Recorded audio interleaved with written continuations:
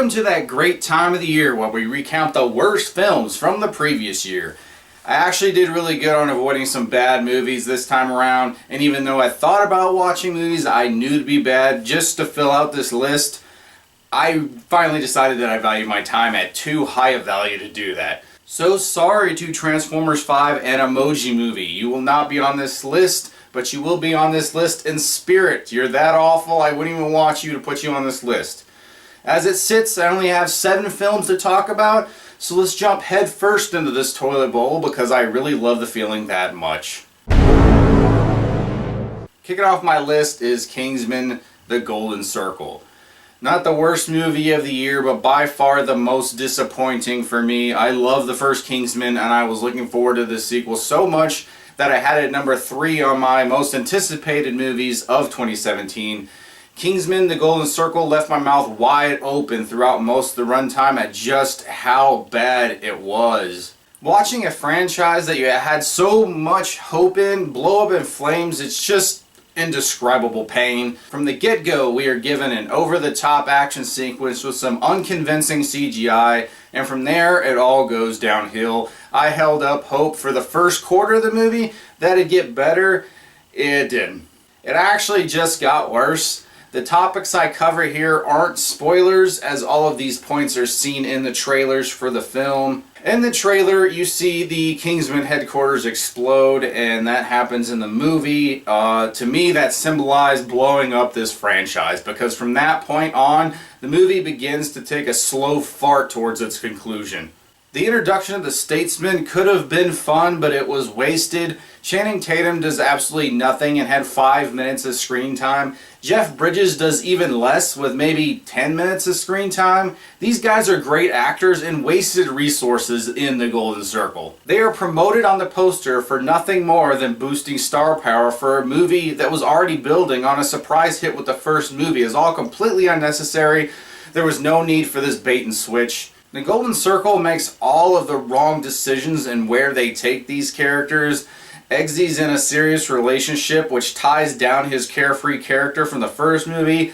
Harry is brought back and they ruin any surprise in that return by putting him on the poster, and he's in the trailer, and his return is also ruined by utilizing a soap opera trope of amnesia. It's just really lazy. Don't get me started on how Merlin and Roxy are treated in this movie, much less Julianne Moore's over-the-top comic book villain. This movie tries so hard to top the first and fails miserably. The first Kingsman was a good riff on spy movies, but it had its own story. It was very good. It was mostly realistic up until there's certain scenes that weren't realistic. The Golden Circle, it's like a over-the-top comic book film, and it just doesn't fit or mesh in with what they established in the first movie. So tonally, it makes no sense either. Golden Circle, you are the most disappointed movie of the year for me. That's why you're on this list. You're not the worst by far, but you're the most disappointing, and I needed to talk about you on this list. The Dark Tower. This movie is the kind of failure that has a disappointed father explaining to his son that sometimes Pee-wee teams just suck. Even Stephen King watched this movie and immediately gave an interview explaining this film happened in another dimension. That's right, it was so bad that the author himself said the entire production broke the multiverse. To be fair, this movie was more doomed than roach-flavored ice cream. The Dark Tower is a 7-book series with over 10,000 pages. Parts of this world are mentioned in over 30 novels. Trying to condense that into a 2-hour experience would take enough pressure to make a black hole look like it wasn't trying hard enough. However, The Dark Tower doesn't even make it to the 2-hour runtime. It's amazingly short, coming in with a runtime of just 95 minutes, and it feels every bit as rushed and fragmented as a movie could ever be. I really think this could have been good as a TV movie. Honestly, it actually really could have been good, like a darker version of The Never-Ending Story. Instead, it just kind of came off as a worse version of Last Action Hero. Both Never-Ending Story and Last Action Hero are better movies. Idris Elba does what he can. He is a great actor, but even the great Leonardo DiCaprio couldn't save this script. In the end, we wanted a gunslinger in a tower. We got a shooting preacher in a bouncy castle. Baywatch. A movie based on lifeguards fighting everything from sharks to drug lords and ghosts. Ghosts. Yes, I said ghosts.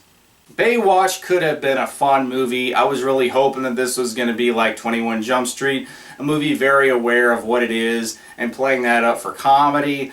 Instead of that, we get a movie trying to be serious, all while giving us bodily function jokes. The Rock is probably one of the most likable actors working today, and he brings a lot of charisma and energy to everything that he's in. All that charisma and energy is here, but is directed in such an awful way that we don't even really see it. I guess that means it's not really there. Just forget about my last statement. Zac Efron could have played a cool, cocky character, but he plays a one-dimensional guy who has to learn to be part of the team as if this is some rated R version of Sesame Street. So I'm going to call this the Triangle of Baywatch. It may or may not actually resemble a swimsuit. And these 3 points are 3 things that you would need to make a successful Baywatch movie. Number 1, comedy. And not just any comedy, a very self-aware comedy that pokes fun at itself but knows when to take itself seriously. I keep pointing to the Jump Street movies because that is really the blueprint for this type of comedy. So there we go. So comedy, we're going to have to put a big X over that because this movie was not funny. It just wasn't funny in the right ways. It wasn't funny in any kind of way. The second thing you need is attractive people. Alright, so I'm a straight guy, so I can't really say if The Rock and Efron are necessarily attractive, but I think it's fair to say they aren't bad looking, right? There are a lot of attractive women in this movie, Alexander Daddario and Priyanka Chopra. I don't know how to say her name. I wrote it down and I probably should have listened to a video beforehand. But anyway, both these women are extremely attractive. And you need attractive people to make a Baywatch movie. There's no question about that. So I'll have to give that one a big check mark. Now the third thing you need is over-the-top, but not too over-the-top action. And what I mean by that is I want Fast and Furious action, not Transformers action. You want Live Free or Die Hard, not A Good Day to Die Hard. You want action that is real enough to give an idea of actual peril while maintaining a humor about itself. There is a scene in Baywatch with some of the worst CGI fire that I have ever seen, and it had me laughing and not in the way that they wanted me to. So that's going to get an X on that because you failed. You did. So Baywatch hit 1 out of 3 points on the swimsuit triangle. This swimsuit has now suffered catastrophic failure, and so has Baywatch. Fistfight. Much like Ride Along 2 last year, this is a movie that did not need to be made. Everything about this film said it was a comedy, which means we should be laughing. Well, apparently the director never got the notice because this heavy dunk in the toilet bowl was less funny than rubbing sandpaper on my eyes. The few chuckles that I had sounded more like the gasps of a drowning swimmer. It was truly not engaging or really that funny. Oddly, this reminded me of a Tim Allen feature called Joe Somebody. It's a really older movie. It almost has the exact same plot. Both featured 2 adult co-workers setting up for a fight in the parking lot. But only Tim Allen's actually felt like it washed its hands after wiping itself with the script. There was something there, even if it wasn't all that great. Fistfight is about everyone playing themselves. Ice Cube is being angry and gangster. Charlie Day is a wheezing weakling. Both are wondering why they're trapped on a movie set with cameras pointed at them. Are they both funny? Yes. But that was in other films made for their personalities. Charlie Day was great in Pacific Rim. Ice Cube was funny in the Jump Street movies. However, there are no giant robots or police shootouts in Fistfight. So while there are a couple giggles here or there, overall this is an absolute throwaway of a film that raced to see if it could get out of theaters before everyone cashed their royalty checks. Heck yeah, number 4, Triple X returned to Xander Cage. More like the return of a franchise that nobody wanted. Admittedly, I watched this knowing it was going to be bad. I'm not going to waste your time talking about the paper-thin plot. We have Vin Diesel back as Xander Cage, and if you ever wanted to watch a 50-year-old man skateboard downhill pulling off tricks that make Tony Hawk look like a man with palsy, this is the movie for you. Vin Diesel is not a young man, but this movie pretends that he is, making him act like a skateboard punk. The previous Triple X movies are pretty bad, and this one's even worse. Yet, you can feel they are trying to make Triple X films relevant again so they can make more movies. Let's get this straight. Triple X is not Fast and the Furious, no matter how much it tries to have us believe that. Fast and the Furious films have a heart and characters you actually care about. You feel like those guys are a family. You don't get any of that feeling here, even though they repeatedly hammer home that Triple X looks after its own, almost parroting the Fast and the Furious family mentality. I did not enjoy the last Fast and Furious movie all that much because without Paul Walker, I felt like a lot of that family mentality was gone, and when you take heart and fun out of the movie, you get Triple X Return to Xander Cage, a movie somewhere between Fast and Furious and Batman and Robin. You don't care about it, and it isn't bad enough to have fun with, and at the end of the day, you couldn't care less. Though watching Donnie Yen here made me want to watch Ip Man again, so I guess that's good. Coming in at number 2 is Bright. This is one of those movies, the more I think about, the worse it gets. I did a review on it. I'm probably going to get some hate because I know a lot of people like this movie. I'm sorry, I did not enjoy it at all. Let me get into this. So Bright is a movie with Will Smith and Joel Edgerton as cops in a world with orcs, elves, and fairies. It should have been awesome, but it failed.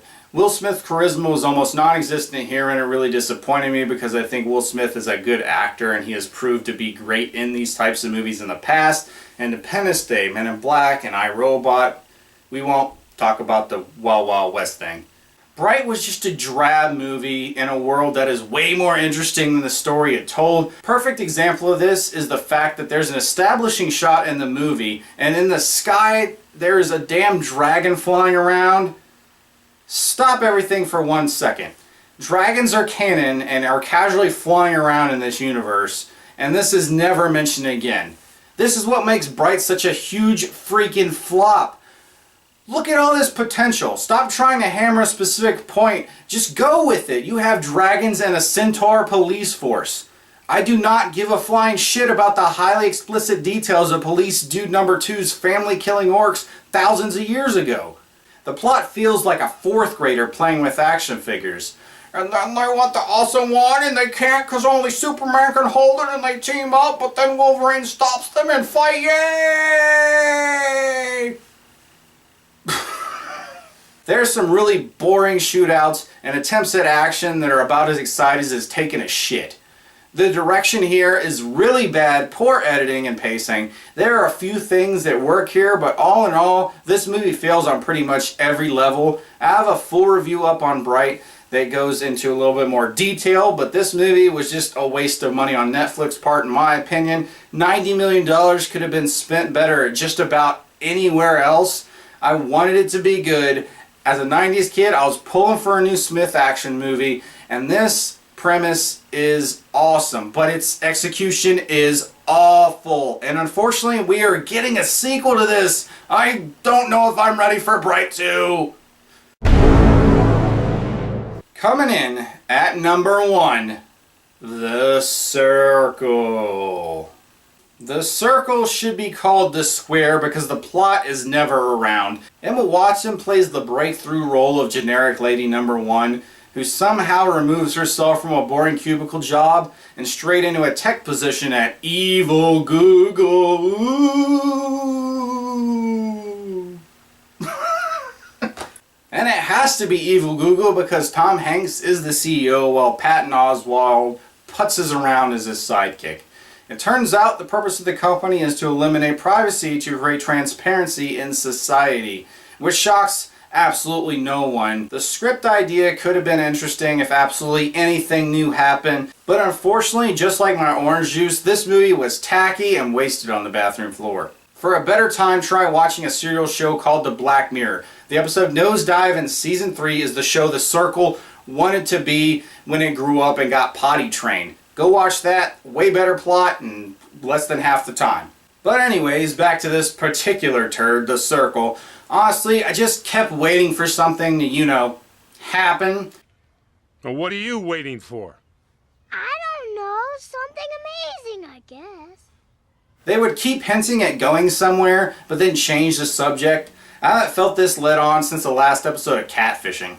And despite John Boyega showing up to mysteriously warn about the Circle's epic evilness, the company ends up seeming pretty tame. It's hypocritical, it's questionable, and downright sketchy at times, but it's not really that bad. It's not evil. Although I've been watching a lot of Fox News lately, so my outrageometer might be a little worn out. Now this review has less spoilers than a redneck truck rally, so I'm not going to ruin anything for you in case you decide to watch The Circle. However, the ending makes absolutely no sense in the context of the story. I guess I'll just have to leave it at that. This 2017 movie was so boring doctors are using it to cure insomnia. The Circle leads you in circles, and by the time you realize that the Circle is chasing its tail, it is too late to hit the exit ramp. You're locked into a movie that leads back to where it started, with you having learned absolutely nothing. The Circle is my #1 pick for the worst movie of the year. And that is my list. I know it was probably different than a lot of them out there because, as I said at the beginning, I avoided most of the bad films this year.